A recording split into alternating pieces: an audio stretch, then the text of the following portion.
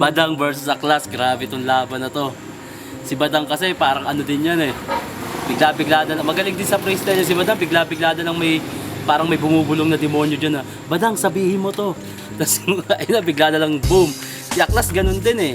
Intel Galactic.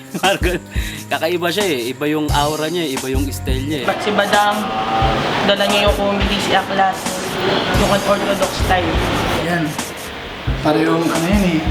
Parang unorthodox silang dalawa eh. Aklas, ito naman siguro Aklas technique lang gamitin ni Aklas. Kakayanin talaga niya yung si Badang. Pero siyempre kailangan din talaga ni Aklas na huwag din talaga makampante. Baka mamaya nga naman, may baon din pa si Badang na kakaiba. Bata pa ako, bumabattle na rin yan.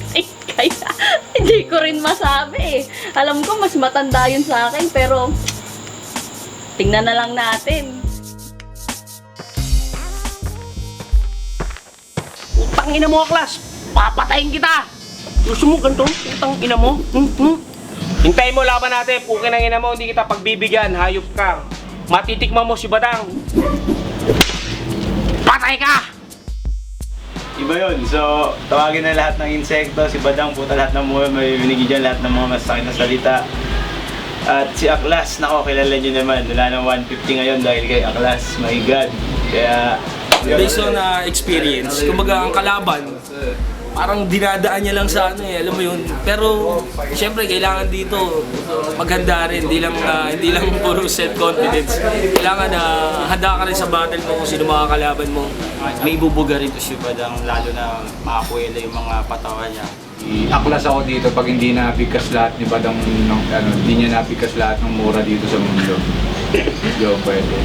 Baka paulanan siya ng mga bula-bulalakaw, yung mga hugot alien ni Aklas. Sa'yo, sa araw na yun, tulog ako ngayon. Kumbaga si Badang meron self-confidence, ito may taglay na kapangyarihan. Kumbaga parang Michael Jackson ng ano yan eh, ng underground yan eh.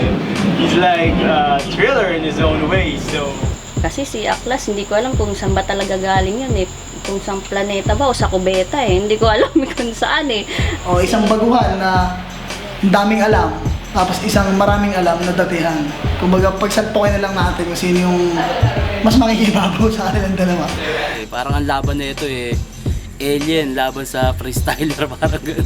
Kaya mahirap mag-predict. Hindi pwedeng maliitin si Badang, hindi rin pwedeng maliitin si Aklas. Kaya magandang laban yan.